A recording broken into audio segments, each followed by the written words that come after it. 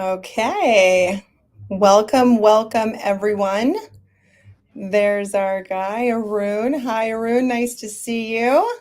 Nice to see you as well. Thank you for having me here.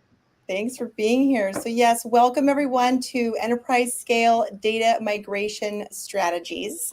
My name is Rachel Huffman. I am your host.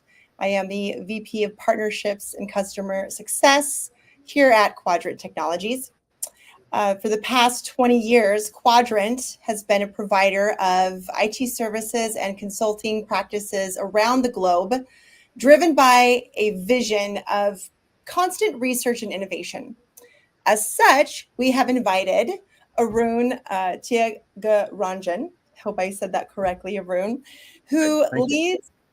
lead the product management team for AWS Migration Hub. Yes? That's correct. And recently, this is exciting, recently just launched a new service, like hot off the press last week, new service called AWS Migration Hub Journeys. What else can I say, Arun? You've dedicated over a decade to the field of migrations, being part of the team that launched the first AWS data migration service. Arun has helped hundreds of customers migrate their database workloads to cloud technologies. And today he's going to speak with us on best practices, emerging technologies, and more. So again, welcome, Arun. Thank you for having me here. It's exciting to share what I know about this space, and it's always good to talk to Quadrant. So it's great. Thank you. Absolutely. Well, what you know about the space is quite a lot, and we've tried to condense it down into an hour. So shall we go ahead and get this party started and Yeah, start asking you some questions? Okay, let's let's do it. do it. All right, Yeah, I'll kick it off. Let's talk about strategy. It's what the webinar is all about. Yes.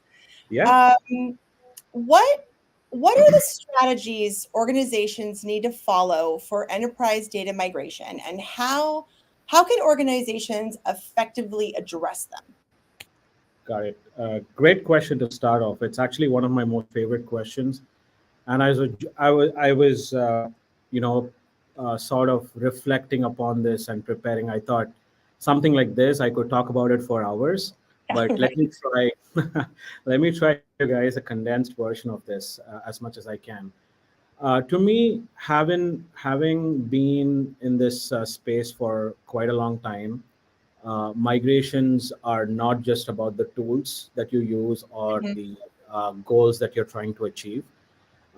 From my experience, I've seen three big pillars always come through. You always need an optimal combination of these three big pillars to pull off Okay. large enterprise scale migrations. The first one is the people, the most important component of all of this. Hmm. I'm talking about the application owners, the experts who are involved in the migration, who are in the game doing what they do, right? So it's always about enabling the people to do the right thing. The Hmm. second one is the process. Hey, when do I do what? How do I approach this? The start of the strategy is also part of that process, and being able to create a repeatable process across dozens of teams within an organization is also Hmm. key to success. And the Absolutely. last one is the tools or the automation that comes with it. You have the process, you know what to do.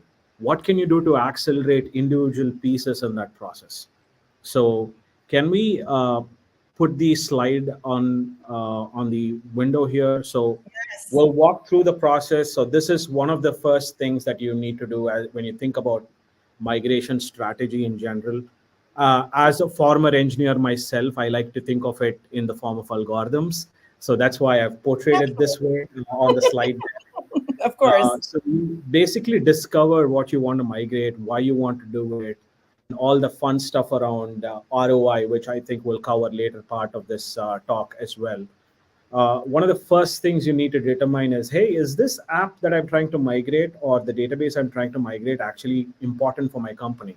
Do I really need to retain it, or do I need to retire it? Because that's one of the places where you could find some things to save and reduce complexity overall and really be nimble when you come to the cloud, right? Hmm. And then conversation shifts into, hey, what kind of application is it? It subdivides into three big pillars around sustain, optimize, and grow. The growth part is all about, hey, I'm going to be cloud native. I'm going to be moving into a more modernized stack. I don't want to think of this application of or workload as a monolith that has been around for the past few decades in my organization. So you go after a refactor. So you re-architect the entire application into microservices. You really modernize the entire stack. The second level is the optimized part where you say, hey, I need to keep certain components of this, but at the same time, I want to migrate into places where it gives me operational advantage. And I'm talking about, let me give you an example, like a database. I want to move that to a fully managed service like RDS, for example. So that is one part of replatform. The other way to think about it is also just replace the entire solution with a commercial off the shelf solution, like plethora of things available out there. That's also part of a migration. And if Mhm. it works out from an ROI standpoint, you probably don't even need to do the migration in the first place. And lastly, the sustain part where you're just thinking about, I'm going to, and I've worked with dozens of customers like this, if not hundreds, where they say, I have a data center lease expiring and I need to move as fast as possible. So that's when you consider things like a lift and shift. You just rehost what you have, come to the cloud first, and then figure out what to do from a modernization standpoint. And it could also be some relocation plays there. So a thumb rule, which I live by when I talk to customers, is that bottom part of the slide there. Uh, if ROI is not of concern or cost is not of concern, and you're really wondering what exactly do I need to do across these categories. So typically, if it is less number of changes, sometimes you have a very well architected application that can work across any database. And I'm now talking just about the data migration piece. You just I'm talking about the ODBC, JDBC workloads. You just flip the application connection string and you are on your way to refactor. And I'm talking about heterogeneous migrations like Oracle to Postgres, for example, right? Which is Right. something Quadrant does a lot with customers, and we'll talk more about it. And Yeah. then it goes all the way down to category 5, where moving it out of that particular database is very difficult, but at the same time you're able to really rehost and move to the cloud, which is still going to offer you advantages in terms of capital cost and operational cost as you move into the cloud. So that's the way I would think about it. Per application, really hone in on working with your people and experts, come up with a plan, get sign-offs along the way, treat it like a journey that needs those three pillars in general from a migration execution standpoint. Excellent. Brilliant. And thank you for, I know I personally am so much of a visual learner in person. So thank you so much for Of dropping course. that visually for us. We know it's crucial to keep a finger on the pulse of emerging technologies and trends that can significantly impact how organizations handle their data. In your expert opinion, Arun, what emerging technologies or trends are influencing the landscape of enterprise scale data migration today? Wow, that's one of my favorite questions. Thanks for asking that. I work in You product guys got all management, my so questions, Arun. Come on. uh, that's product strategy is one of my favorite things. Right. I'll give you a quick dump of what all I have been doing from an emerging technology space, some of the experiments I've been doing. I Great. have a very interesting example to share as well. Um, we'll get to Gen AI. I'm sure everybody is talking about generative AI, and you can already see that's part of the answer here. I'll get to that in a bit, but concentrating specifically on the data migration pieces. Um, Off late over the past year or so, and at least at AWS, we had a bunch of announcements in space also. Everybody is going towards more of a zero ETL future. So typically, a large enterprise needs their data to be available in multiple data systems. Mhm. I'm talking about flat files for querying using services like Athena. I'm talking about relational databases, non-relational databases like DynamoDB and DocumentDB. I'm also talking about data warehouses like Redshift, right? So in order to, because each of these data systems have their own advantages, you use them for different jobs to be done. um, Typically, customers and enterprises put in a lot of money and effort to write ETL solutions, extract, transform, and load solutions to bring their data and co-locate them into some of these systems. These are expensive, error prone, needs a lot of testing, and when things change and the pipelines break, someone's getting paged at night, and it's not a nice thing to be part of, right? So what clouds like AWS have done, and there are a bunch of other solutions out there in the market as well. They're taking the heavy lifting of setting up and monitoring and validating these ETL pipelines away from customers. With a single click, as long as you have appropriate permissions for the automation solution to assume permissions and start streaming and piping data into these downstream systems, the data just magically appears in these downstream systems and the customers get to use all of this. It's as simple as that. So Wow. uh, with the advent of more technology, the zero ETL nature, I know a very good startup called PeerDB that does it natively in Postgres. And there are zero ETL solutions available today in Amazon Aurora Postgres, DynamoDB, for example, that take all the data and stream it into Redshift for downstream cube analytic processing. So that is one emerging technology out there. I put it in here because it's sort of moving data. It's not really migration because it was going to be a migration problem. It's not anymore because of this zero ETLness that is coming through these emerging technologies.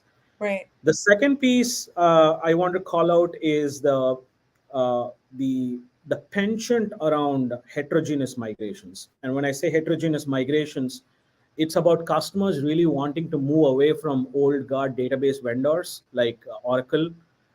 There is a licensing issue in there. You pay a lot of money to use it, even though it's a pretty good database. Mhm. And then you don't want to treat your applications as a monolith anymore. You want to have microservices, have individual teams taking care of these microservices, and bringing a sense of a startup like culture in your organizations for you to be agile and more data driven. Mhm, So absolutely. there's a bunch of customers who really want to do that because even though it's hard, it's sometimes you need a lot of experts to get it done. The downstream advantages you get from doing heterogeneous migrations through tools like schema conversion tool, or I know Quadrant has a solution called Q Migrator as well. It's going to be very useful for these customers to save up on costs, Hmm. really hone in on that ROI as they go into the cloud, and make a good case for the migration to the cloud when they try to move the data by itself. And lastly, it's the world of Gen AI. Everybody is talking about it. Yeah.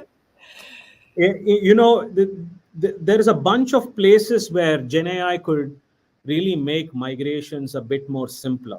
Like I Hmm. talked about in the strategy question, migrations are all about the process, and the process, in my mind at least, is a bunch of tasks. You put a bunch of experts on these tasks, get that guidance, execute, and you go meet the goals of your migration effectively.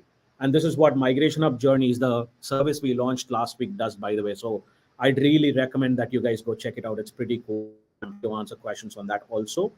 But where Gen AI is going to play a part in these migrations is two places. One, you need to be able to get the guidance to do that task. You need to be able to know how to do that task. And it's all about asking the right questions, doing some good prompt engineering for the Gen AI model to give you the right answers so you can just follow those instructions and go do it. There is some risk around hallucination, and there is some risk around not getting the right things at all times, which service teams like ours will take care of eventually. The second part is, as I called out, there's a journey. There are a bunch of tasks that you need to go through, and of course, because you're going from one tool to another in terms of automation as part of the migration, you need to be able to share context between these tools. So Hmm. Today it's all manual. Sometimes there is integration between services and tools that make it a little easy, but Gen AI could really form that shim data layer that holds all of the context in one place. So every tool understands when it's turned for a migration tool to act on it. the migration tool knows what source to go talk to, what target to go write data into, and really, compress that entire timeline by itself. So that's I'm pretty excited to see what the entire space looks like, what the trend looks like, for example. And for an example, here's another recommendation I have based on my testing until now. At reInvent last year, Amazon launched a new service called Amazon Q. It is a Hmm. chatbot that uses an LLM, uses retrieval augmented generation to answer questions. Q also came up with a way to create business apps, almost like your own local chat GPT that can control the amount of data that goes into it. And you can also put some usage guardrails and authentication guardrails around it. Oh So my. recently, I played around with it. I fed it some very credible migration guidance related data, put it behind an identity provider, an internal identity provider, let it train for about 24 hours. And I was asking it questions using natural language, and it was telling me what to do from a migration standpoint. And at the same time, Amazon Q-like solutions can also interface with a database like Postgres or MySQL. And instead of having to write long queries, once I attached the database to my business app, I was able to query the database using natural language. Wow. I was literally asking it, hey, at this point in time, get me this data from this table, and I was writing it in English as opposed to writing a SQL query. Yeah. So that's where I see the trend and the technology going towards. With zero ETLness, we'll need to redefine what data engineers do, in my opinion. Maybe something about data scientists as well. So we'll need to really hone in and see how the space is evolving, and maybe it's going to be a different role altogether. Just like how DevOps came into being with the emergence of cloud technologies, it'll Hmm. be interesting what Gen AI does to the data world, and I just wanted to call that out based on my experience and research till now. No, I appreciate that. I mean, I think we could do a whole other session on emerging technologies. Heck, we could do a whole other 2 hour session on that third Yeah, on what you just spoke about, right? But yeah, yeah. um, We could show. I could whip out a demo and show you guys the app. So that's I what think it does. I think we've got some content for our next webinar now, Arun. Great. You actually touched on this a little bit from the first question, so I'm going to throw not quite a wrench at you here, but because you mentioned something when talking about the three pillars. Um, so data migration is not just a technical endeavor, right? It's a strategic decision that can have a profound impact on an organization's operation and the bottom line, right? Which is what executive leadership is really interested in. How do you define data migration scope and then come up with the ROI for the business justification? Great question. There are multiple places in which I can explain this answer. I'll To start off with the scope, it's going back to that strategy we talked about, right? Hmm. You make some determinations initially. Uh, Again, this is where services like migration of journeys are going to help you out, because almost like a TurboTax like experience where you announce your goal and it tells you what exactly to do. And one of those things that you need to do from a scope standpoint is sit down with your application teams, fill out questionnaires, understand what the application does, come up with metrics to understand what the uptime of that application should look like, what it does to the business, how it justifies making value for the business, etc. And once you have the scope, it dives deeper into having multiple waves, prioritizing those waves of applications that you need to migrate, and then going through the journey of, hey, am I ready to do it? Am I bought in on the migration? Is this a good idea for me to migrate? Is it going to give me a good ROI to migrate? Hmm. And once you've done all of those, is when you're actually ready for your execution piece. So at any given point in time, I have seen this initial process of qualification, let's call it that, take anywhere between 4 to 8 weeks, in the first place, because you really need to hone in and understand, hey, is this the best thing for to do for my business? Because Right. once you move into the cloud, it's almost like a one-way door decision, Mm-hmm. where it's very difficult to move back. You'll have some rollback strategies and things like that, but by the time you've moved in, you've spent a lot of money, time, and effort, Yeah. and it's very important for you to understand what that initial scope looks like by itself. Mm-hmm. Now let's go to your ROI question. There are multiple uh, level swings I can take at that question, but I'll state one important thing in the interest of time.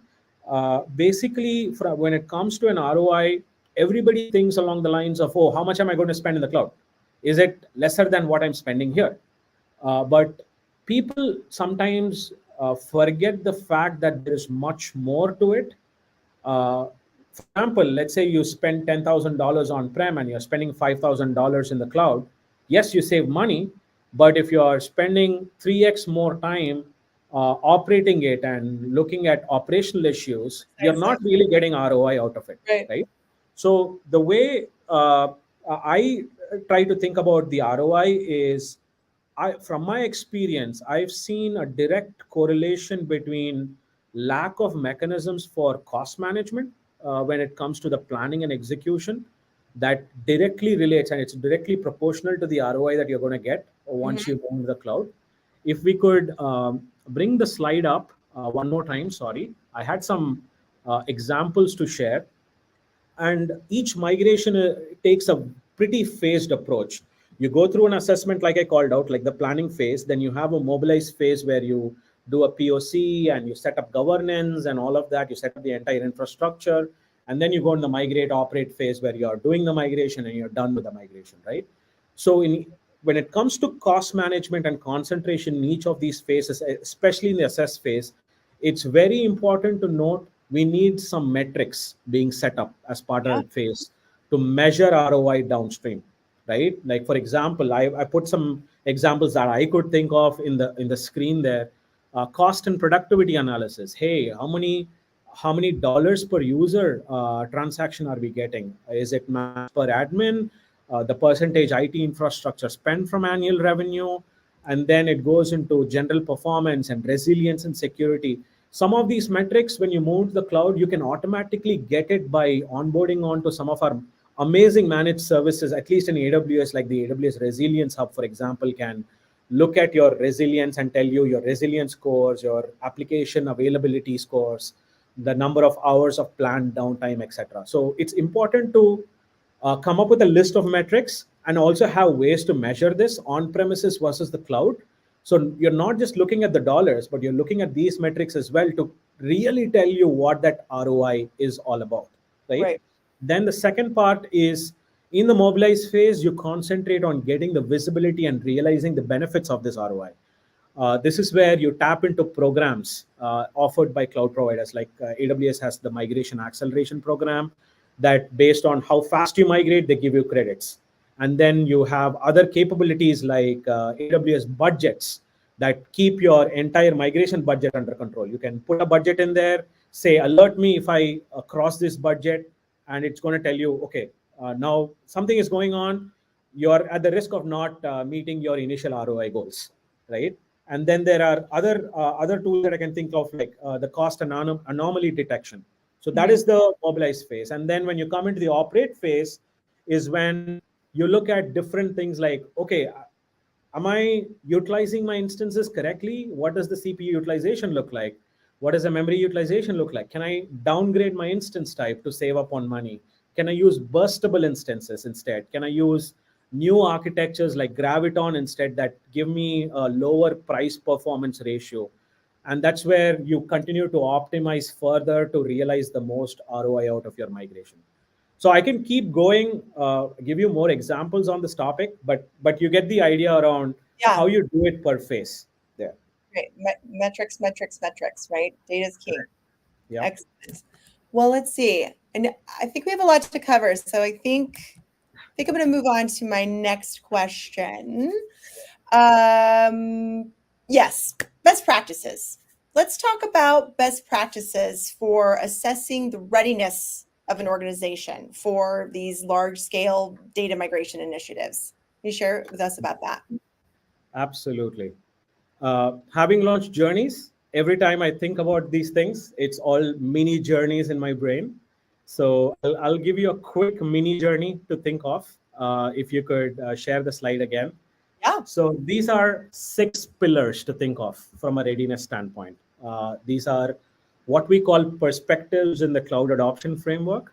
So you assess an organization's readiness across these 6 pillars in order to understand how successful you're going to be with the migration journey. And it covers things like the business pillar. These are your business managers, your strategy decision makers, your executives, etc. Then you have your people in the organization, communications, change management, common roles within the organization who use your solutions. Then the governance, platform, operation, security. You get the idea, right? Like different kinds of people in the organization need to think about cloud migrations differently. For Absolutely. example, the platform team is all about, hey, you're giving me a task, I'm going to go execute it. I don't care about how much it's going to cost me. I'm just going to make sure it's going to the cloud. While business people care about cost, right? Uh-huh. And that's the way. And then when you're setting things up, you're creating landing zones, you're creating resources.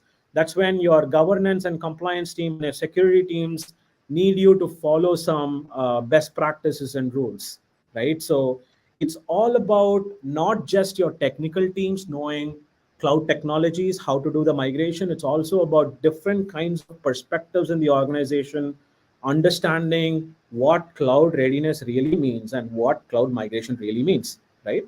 So that Mhm. is one perspective of it.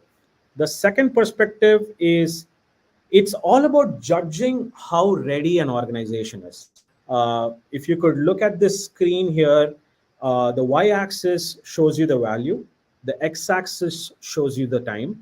A typical customer starts their cloud migration journey with a small project. They tinker with things, try to understand. They try to do different things, and sometimes burn their fingers to learn a bit more from that process. And then they move to this space where they understand what it takes to do the cloud migration. And that's when this organization, along with time, they are starting to realize the value of the cloud. That's when they're also thinking about forming a center of excellence team across all those pillars you saw in the previous slide over there, Mhm. where they have rules, they have best practices and things like that to try and understand how to help other teams in the organization go do this migration. And with those rules is when you decide, okay, I have these applications, are they going to be cloud native? So I'm going to move them to the cloud, or am I going to retire them? And that's when they keep getting value out of the migration. They keep increasing the value, and it goes to a point where they're completely cloud native. They start to think about modernizing things even further. So that's what the readiness, I call this the readiness curve, looks like typically when it Mhm. comes to thinking about migration readiness. And I'll give you an example. So at least in the foundation space, where the technical team could be like, hey, I know how to create accounts, I know how to create databases, and I know how to do a small migration. But the team that set up the accounts in, let's say, San Jose, and there's another team in Bangalore, India, they have no idea what the team in San Jose did. So there are Mhm. no knowledge sharing mechanisms, there are no readiness sharing mechanisms. So that's how CCOE teams, as they move from the foundational space to the place where they have the reinvention, they reach the reinvention curve. A large enterprise spread across the globe tries to understand what to do. And this is where things like migration readiness assessment come into picture, where you first sit down as a team, you try to understand your strengths and weaknesses. Once you understand that, you then create action plans to go address those weaknesses. And one of the action plans could be, for a team that is in the project stage or the foundation stage, could be go create your own center of excellence team now. And then additional outcomes get driven, thereby it gets tracked as its own readiness mini journey as part of a large migration ecosystem within that enterprise. And that's how typically customers try to engage with these migrations. And two thoughts: one, the migration readiness assessment is a service or Yeah. capability that AWS offers. So if someone's looking to migrate to AWS, that's available. And then there is another initiative called experience-based accelerators, where you sit down, do a POC with AWS experts to try and understand those best practices. So there are programs like that, initiatives like that available as well for you to accelerate along that curve to improve migration readiness. Excellent. Excellent. Thank you again. Of course. Beautiful visualization, right? With pictures too, even better. Yeah. Pictures Exactly. speak 1,000 words. They do, indeed. Let's see. I'm just wanting to check the time. Good. We're doing good. Um, let's talk about, you just mentioned a couple of you mentioned a couple of tools actually since we've been in this conversation today. And one of the key decisions that organizations face when embarking on these enterprise level data migration projects is the selection of tools and platforms, of which we know there are many, many, many. What considerations should organizations take into account when making these selections, when selecting these tools and platforms from the myriads and myriads that are available to us in the market? That's actually a great question. There are, and I'm going to concentrate just on the data migration piece. And by the way, just migrates the data. Everybody migrates the entire stack, but I'm going to concentrate on the data migrations piece itself. There are several key factors to consider. It depends on the team. It's not just about the features that these tools support. It's about stuff like the data compatibility. Does this tool support your formats and the structures of both the source and destination systems? It's about the scalability. Can it depends on the volumes of data that you have, large Mhm, volumes of data. mhm. Is it static data? Is it ever changing data that requires change data capture and ongoing replication type technologies that are much more complex to use, much more complex to monitor, etc. And then depending on the amount of data, amount of changes, you are thinking about data quality and integrity. Can you validate? Can you check for the accuracy and consistency of the data that is going through? There is ease of use, there is speed. What sort of speed can you? And I have worked with systems where we had to go tweak the migration because at the rate at which it was going, the target would never catch up. So that's the level of complexities I have personally worked with. And then there is error handling, security, compliance, etc. But at the same time, let's bifurcate and branch this out into two parts. One is homogeneous migrations, where it's like to like databases. I'm talking about MySQL to MySQL, Postgres to Postgres, etc. We talked about the rehost scenario. We also talked about the replatform scenario. So homogeneous counts towards those. Mhm. And then there's heterogeneous migrations, much more complex and much more uh, it's like a financial concept. The more risk you take, the more outcome you get out of it, right? So heterogeneous migrations are like that, so you get better outcomes out of it. So when it comes to specific tools, homogeneous, at least in my brain the algorithm goes, when I talk to customers, I prefer and recommend that they use native backup restore solutions as much as possible. It's straightforward, easy to use, gets the job done, and even native replication solutions in case you need near zero downtime. Right? For example, if you have a 100 GB Postgres database, nobody uses the application at night. You could just spend half an hour doing a backup restore of that database and call the migration complete. Sure. So when you have the opportunity to keep it simple, because I'm sure you have more complicated things to do as an application developer or as a database developer, right? Uh, then if you really need near zero downtime, which is the next stage, that's when you start considering a CDC solution or a replication solution. Again, homogeneous migration. I would not do what we call logical replication, where a third party app sort of looks through the transaction log, reads changes, analyzes them, takes them into a separate format and applies them to the target. You typically use those type of solutions for heterogeneous migrations, but you could use physical replication solutions where applicable. And there are times when replication solutions, especially when you're going from one managed service to another, it's not going to be possible. And that's when you consider a logical replication solution to come down. It all boils down to the cost, the complexity, and your ability to get test and validate your data, right? As you keep going down, yes, you're going to get near zero downtime, but that also increases the complexity of testing. That also increases your cost. And there's another chunk down below that, which is like going into things like bi-directional replication, where you get true zero downtime migrations because you have replication going in a cycle or a loop between two databases, and you slowly move connections from one database to another, thereby nobody experiences downtime. Now, that is going to add much more complexity into it. You're going to think about conflict resolution, things like that. And I can also tell you that it's the most expensive thing to do, because not every solution and tool or service out there does this in a very good manner. And even in the Postgres world, only recently extensions like PG Logical have started doing complex things like bidirectional replication. So it depends on what you really need, the approach, and how you want to choose going down the stack by itself. Yeah, there's no silver bullet. I got that. But thank you for sharing that, because that was really insightful. I think we have time. I've got a couple more questions for you. I think we have time for.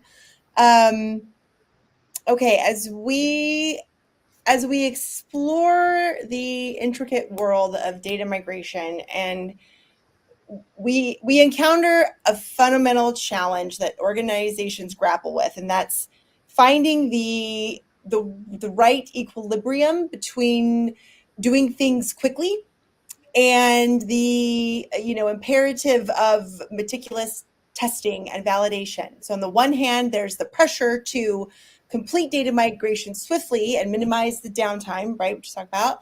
But on the other hand, we can't afford to overlook that critical step of making sure that data is accurate and it has integrity. How do you do that? How do you balance the need for speed in data migration with the necessity of thorough testing and validation throughout the whole process? That's a great question. Not just scenarios like this in general. Having seen different kinds of migrations and different ways in which customers have approached migrations, and I saw this being done really well when I supported the Amazon.com migration, where we moved all of the Oracle footprint into a combination of Postgres, Redshift, and S3. Wow. It was about 14,000 databases. Smaller problems are easier to handle. So if you have a large problem, it's always good to chunk them down into smaller problems, and if possible, have different sets of people tackle each small problem. And that's how I would treat a question like that, because you have this large problem, you need to be fast, you need to validate, you need to handle complexity. So com- try to really convert them into smaller problems. For example, some of the things I could think of is you could probably migrate critical data first. Just move the critical data and have a very solid team, a very experienced team concentrate on that, because nobody is forcing you to migrate the entire thing, especially Right. when you're migrating terabytes of data, right? So look for critical data for your apps. One other place I can think of from a complexity standpoint is older systems used to notoriously do this. I actually don't recommend doing this anymore. This principle of large objects, like you have some customers sticking PDF documents into their database, some blobs and clobs into their database, like a binary lob column that really slows down migrations, because typical database engines need to do a double lookup to bring those lobs. So maybe you can re-architect the lobs when you're moving to the cloud. You don't need to put the lobs in the database anymore. That bloats the database up to TBs. You can probably go store that in an object storage like S3, Amazon S3, and then point your application to go retrieve your logs there instead of having to do it with the database, where you can have much more nimbler, agile development with the database once you move to the cloud. Then you I call this you migrate what you need layers. Sometimes multiple applications use a single database. So in where you're migrating the entire stack, you're just taking chunks of data that is needed for that particular application, and thereby really reduce the complexity of that problem. But you still need to do all of the important things downstream, like validation and making sure things are accurate, etc. It's just that because you're chunking it out, it's much Mhm. more easy to do now, and you're not staring down the barrel of terabytes of data, right? That is one piece. Do what you need to do, concentrate on the important one, and then incrementally do other things. Yeah, And that's then I cannot uh, put more emphasis on the importance of scripting. That's what enables repeatability.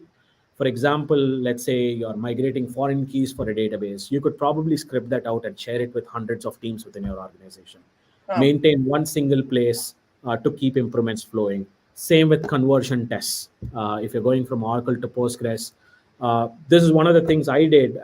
Part of my experience at AWS and Microsoft, there is we authored a guide on how to approach these conversions. So you could go do a lookup, and it will clearly tell you, okay, this Oracle object is should be stuck into this particular Postgres object when you're attempting a migration. So you could go use things like that. And lastly, you know, you just need to monitor data quality KPIs. Look at your latency graphs. You look at your validation issues. Look at the number of changes flowing through the system.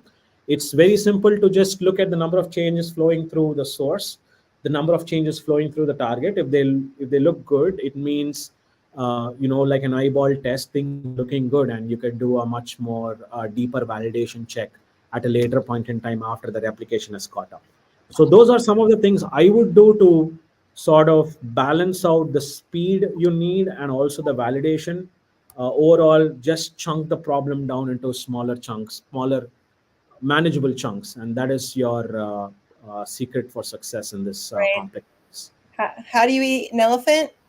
One bite at a time.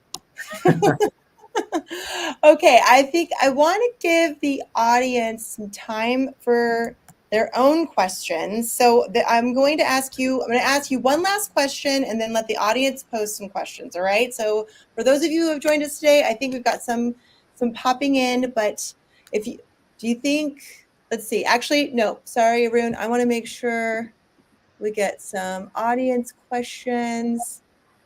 I can read out the questions and answer it. Great. Go for it. Yeah, go for it. So one of the questions is how to ensure data migration is performed at scale and at a faster pace to handle large scale enterprises.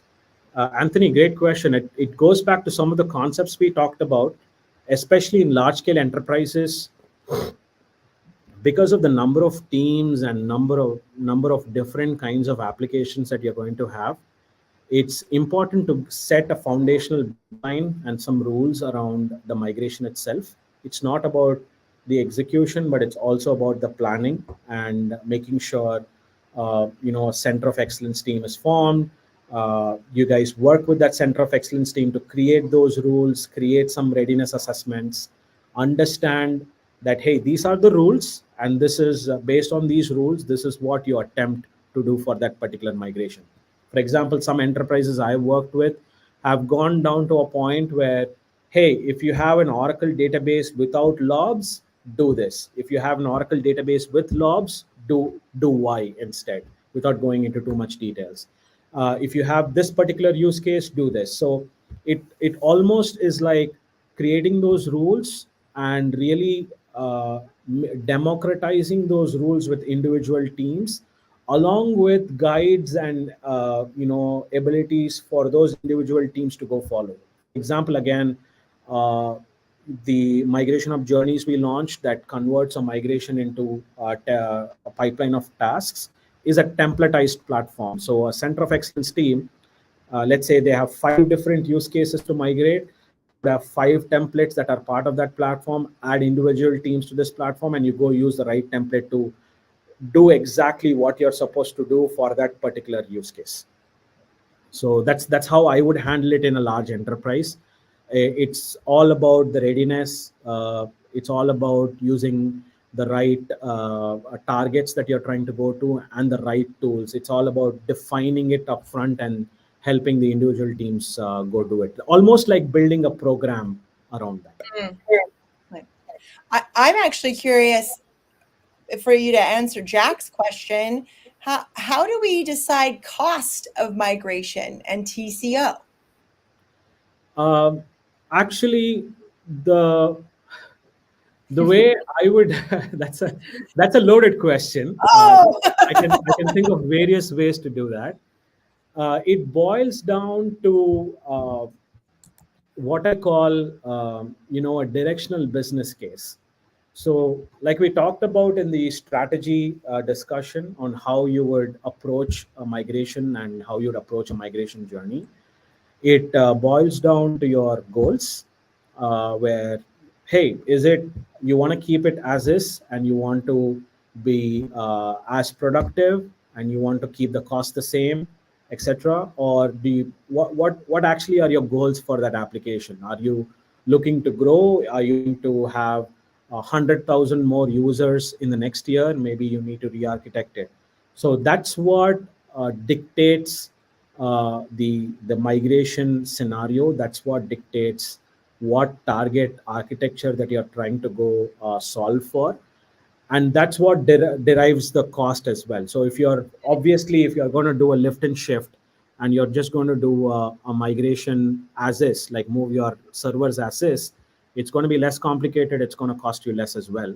But if you're going to go after a much more modernized stack where you're literally re-architecting every layer in your application, it's going to cost more, and maybe you want to do that because of the obvious advantages it's going to give you down the road.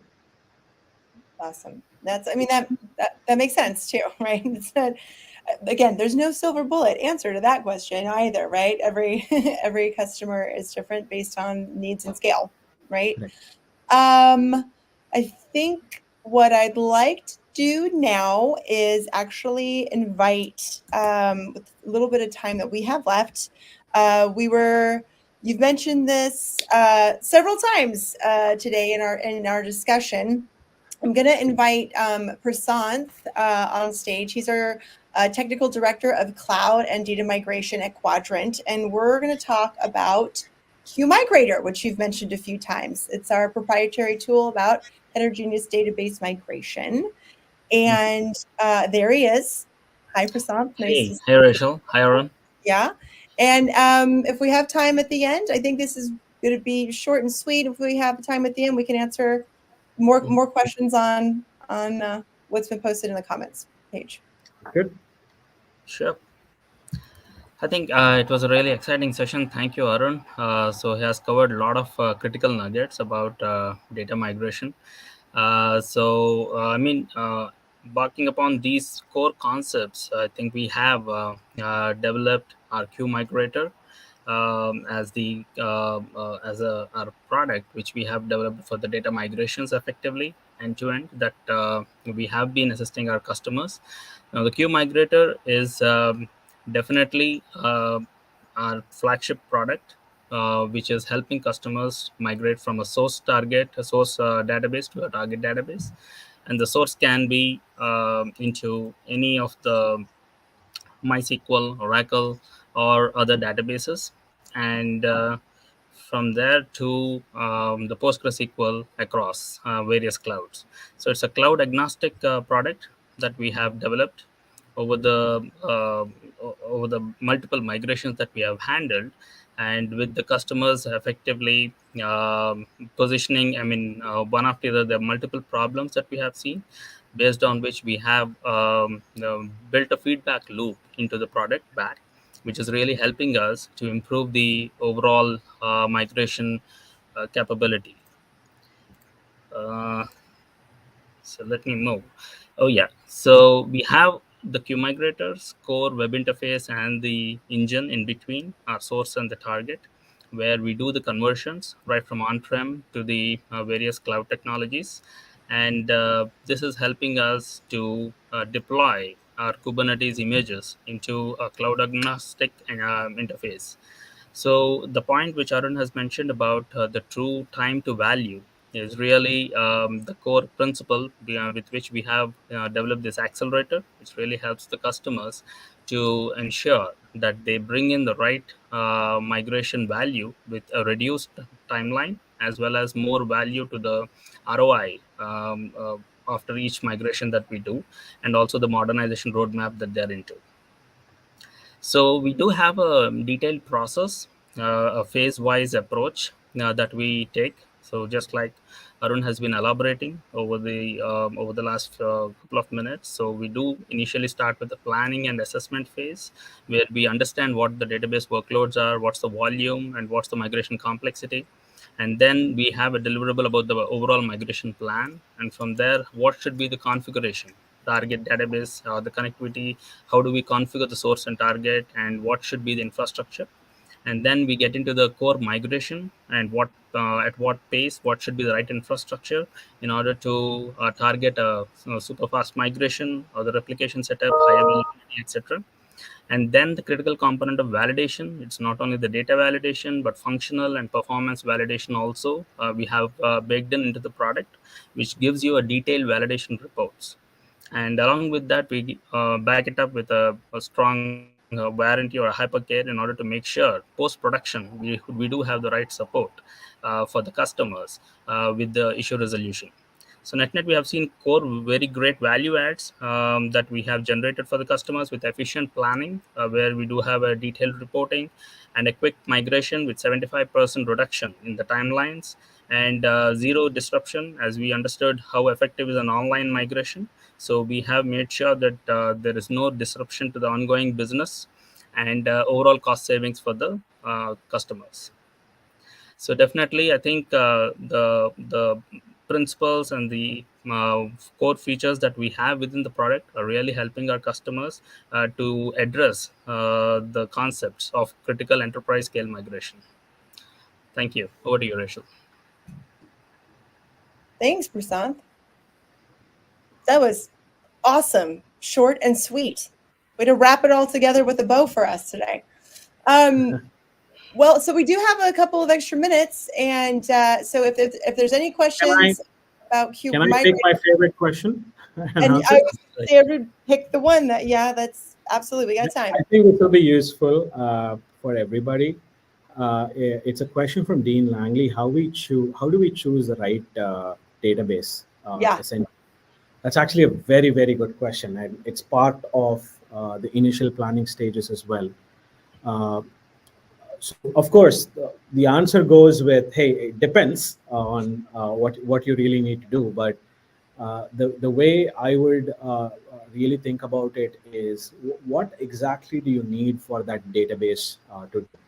What, for example, one of the biggest pillars is, what kind of querying capabilities do you need? Are you just looking for a database? And this depends on the nature of your application as well. Are you just looking for something that can help you query based on a key? Are you looking to, add in a lot of where clauses, add in a lot of conditions into your queries, etc.? So if you're just looking to do it based on a key, a key value data store like DynamoDB is probably the best choice, because it's a non-relational. It provides you with abilities for fast retrieval, and for fast retrievals, it also helps you control the IOPS and everything. So you pay for what you use, and you get your stuff faster. Are you looking to do is your application depending on some sort of and going back, if it's lots of conditions and where clauses, you're probably well off with a relational database like Postgres or MySQL. And the other things I can think of are, how much storage do you need? Are you looking for infinite storage? And of course, infinite is figurative in this case, where it's auto scaling, and it just the performance of your database does not get affected as the amount of storage increases. You're probably looking at object storage like Amazon Glacier or AWS Amazon S3, for example. Then you talk about latency and scale of accessing this data. Instead of running it in EBS volumes, do you want much more faster access to your data that reduces the latency even further for your application? That's one consideration as well. And lastly, it's also, very special workloads, like let's say fuzzy search, for example. You want to put in search related capabilities within your application, and we are dealing with this in my service right now. And one of the considerations is services like Elasticsearch, where it's easier to create indexes, and it's able to offer better tagging and searchability experience for the users by itself. So it depends on the database.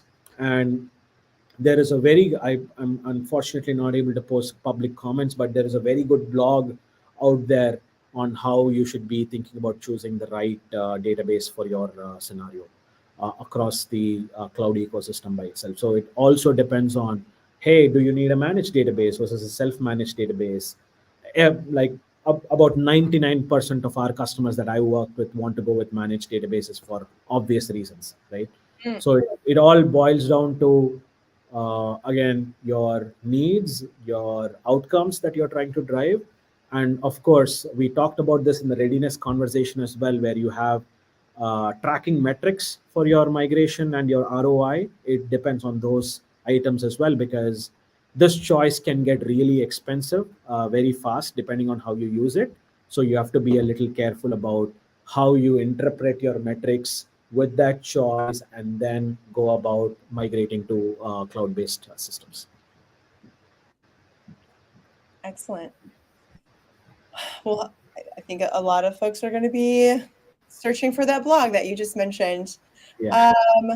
All right. Well, 2 minutes left. Is there, another one? Let's take another one. We got time. How do you handle data corruption in case of failures? So data corruption, I'm guessing it's about, you're not talking about the corruption in the database. That's a completely different problem to solve. I'm guessing you're talking about validation issues that prop up during the migration, right? Going back to one of the principles I called out, a small problem is a better problem to solve. It's an easier problem to solve. So it depends on the scale of data corruption. Uh, so one way of handling this is when you do comparison tests as part of the cutover, or you have a validation tool. There are some open source validation tools out there. If I'm not wrong, QMigrator also does some validation. There are some other validation solutions out there that are part of managed services like AWS Database Migration Service. They help you detect these anomalies as part of the migration, and you will know the amount of anomalies that got introduced for whatever reason, right? It could be a bug in the data migration solution, or someone wrote into the target database causing a data validation issue, right? So it depends on the scale of the corruption or the validation issue. If it is a few records, it's probably good for you to just take care of it manually, or do that, write some scripts, and as part of the cutover, take care of correcting that data out. But if the scale starts becoming large, this is where in my opinion, you should not even be in this position when you're during the cutover. You should have monitored this well enough, well in advance, to understand that something is not going on well, and probably really root caused it. But if you are dealing with hundreds of thousands of servers, it there are two options. And the first option is pretty expensive. There are tools out there that can also do validation, detection, and correction. Uh, I can't remember the name of the tool, because most of my customers, some of them have opted to use that, but it's pretty expensive, so I don't remember the name. I apologize. But the other option, and the safest option in my opinion, is to restart maybe the migration for that particular table, or if it's multiple tables, just maybe do some sort of logical replication just for those tables, and do it from scratch just to be safe as part of that. You don't want to know that there is a validation issue and then still continue to go down the path of that migration. But before it becomes a full-fledged problem, monitoring should have caught it, and I would recommend trying to up the game on your monitoring side of things as well. Makes sense. That makes sense. Excellent. Thank you. Thank you so much, Arun. This is how we acknowledge people in the Zoom world when we're on Zoom. Thank you very much. Somebody clap. Or you can clap like this because I have volume. But thank you so much. So incredibly insightful. If anyone has more questions, you can, I think, send an email. Can I talk? Send an email. We'll make sure that your questions get answered. Stay tuned. This is the first in a series of webinars to educate and make aware.